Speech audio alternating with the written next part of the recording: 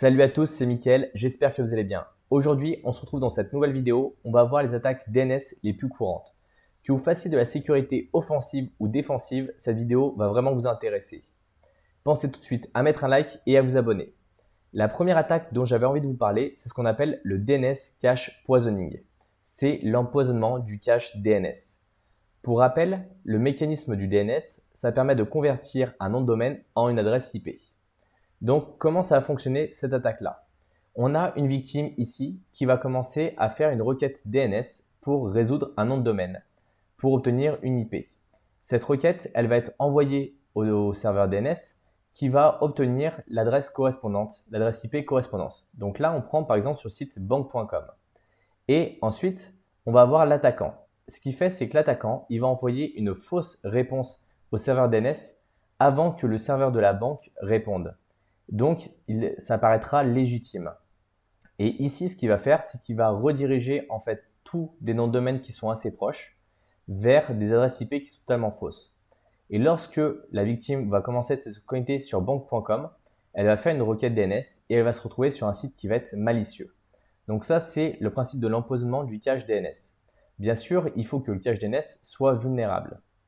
On a ensuite ce qu'on appelle les attaques de tunneling. C'est quand vous êtes sur un réseau, que vous avez besoin d'exfiltrer des données, mais que les requêtes DNS peuvent être potentiellement bloquées. Ou un attaquant qui essaierait d'exfiltrer des données depuis une société. On peut passer par des protocoles alternatifs comme encapsuler en fait du DNS dans du SSH ou du TLS ou autre pour arriver à le chiffrer et à passer à travers. On a par exemple la charge ICMP, on va pouvoir exfiltrer des données, mais là on sort un peu du cadre du DNS. Il y a également le détournement de DNS ou DNS hijacking qui est vraiment très connu. Le fonctionnement du DNS normal, c'est qu'on a un client qui va contacter un serveur DNS. Le serveur DNS va contacter le site exemple.com par exemple. On va avoir la réponse et ainsi de suite.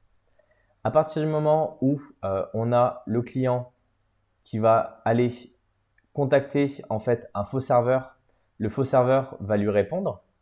Il faut vraiment reprendre le fonctionnement du DNS si ça ne vous parle pas forcément. Et on va avoir un échange ensuite avec un serveur malicieux et non plus avec exemple.com. À partir du moment où on arrive à changer la correspondance entre le nom de domaine et l'IP, on arrive à casser cette corrélation. Il y a également tout ce qui attaque par déni de service, dans ce qu'on va appeler les DNS flood. On a une attaque qui est assez connue qui s'appelle le NX domain. Et là, l'objectif, ça va être d'inonder en fait de requête DNS le service en demandant des enregistrements qui n'existent pas, sur des domaines qui n'existent pas. Et donc, on va prendre de la place dans l'enregistrement, ce qui va finir par saturer le serveur.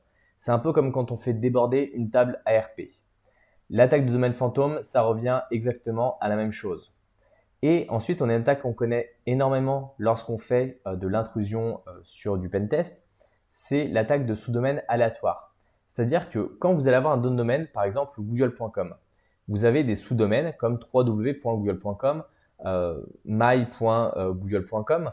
Et donc l'idée, c'est de trouver des sous-domaines qui vont contenir des applications qui sont potentiellement beaucoup plus vulnérables que le frontal classique. Souvent, quand on fait du bug bounty, vous allez avoir un étoile point et le nom de domaine en question, c'est-à-dire que vous avez le droit d'attaquer tous les sous-domaines qui sont sous ce domaine racine. Et ça, c'est très important. Des fois, il y a des exclusions parce qu'on ne peut pas attaquer certaines choses parce que c'est des applications qui sont en production ou qui seraient vraiment trop sensibles. On a également la possibilité de faire des attaques avec des bots qui vont cumuler l'ensemble des requêtes DNS pour aller saturer certains services. Donc là, on est plutôt sur du déni de service qui va être distribué. C'est plutôt des malwares qui vont utiliser ce genre de choses.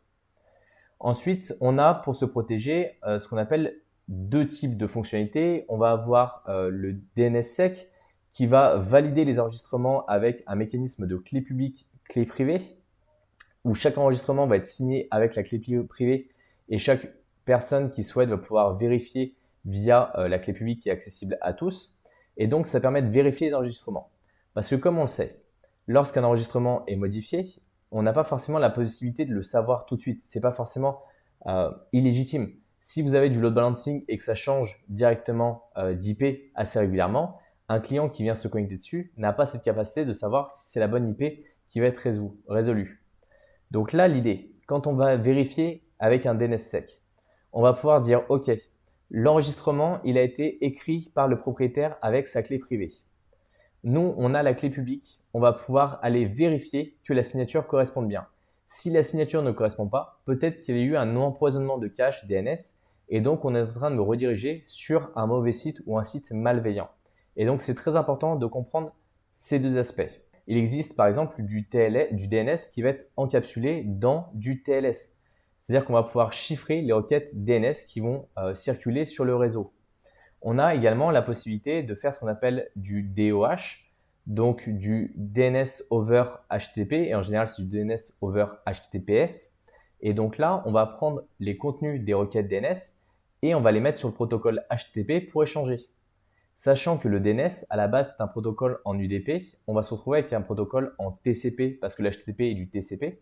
Et donc, on va avoir certaines possibilités. Vous voyez, il y a plein de mécanismes différents pour pouvoir sécuriser son DNS ou encore pour pouvoir l'attaquer. Pour tous ceux qui débutent dans le milieu de la cybersécurité, je vous invite tout de suite à récupérer le guide qui est disponible dans la description.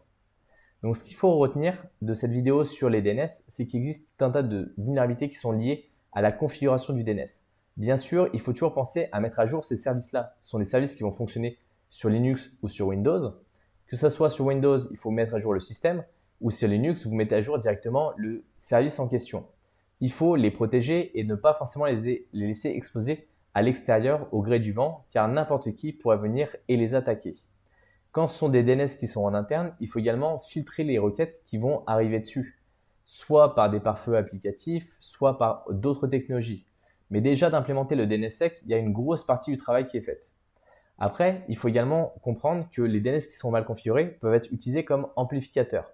C'est-à-dire qu'on va faire une demande au DNS et il va nous renvoyer beaucoup plus de données. En général, ça fonctionne assez bien.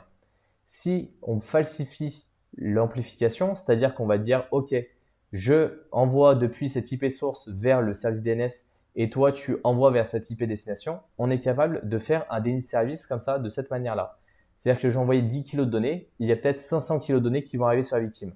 Donc si je multiplie moi mes requêtes de 10 kg, on va augmenter la charge sur la victime et le DNS va servir d'amplificateur. Vous avez également le service NTP qui fonctionne très bien dans ces cas-là pour faire de l'amplification. Mais vous voyez, le DNS est un service qui est vraiment pilier, qui est assez complexe finalement à comprendre lorsqu'on est débutant, mais il faut toujours arriver à l'appréhender au moins dans sa globalité. Après, bien sûr, il y a des attaques plus spécifiques. Là, ce sont des attaques qui sont très génériques, qui vous permettent d'appréhender au mieux la cybersécurité du DNS. Je vous mettrai le lien, bien sûr, dans la description. C'est un lien de chez Cloudflare. Cloudflare permet justement de proposer des services anti-DDoS. Ce n'est pas une vidéo qui est sponsorisée, mais aujourd'hui, il protège un grand nombre de sites. Et quand ils se mettent à dysfonctionner, globalement, on n'a plus accès à ces sites-là. Donc, d'avoir des solutions de déni de service distribuées, c'est pas bien de les avoir centralisés à un seul endroit parce qu'on retrouve les mêmes problématiques. Mais ils ont beaucoup d'articles sur le DNS qui sont vraiment très intéressants et ils ont une section Learn sur laquelle vous pouvez apprendre un grand nombre de choses. Donc ici, vous pouvez aller voir ce que c'est le DNS Control Bin, les enregistrements, les CNAME, les MX, les champs A. Donc si ça vous intéresse d'en apprendre beaucoup plus sur le DNS, je vous inviterai à aller creuser de ce côté-là. Pensez à mettre un like, pensez à vous abonner et dites-moi si vous avez aimé cette vidéo, si vous voulez d'autres vidéos dans ce goût-là. À la prochaine!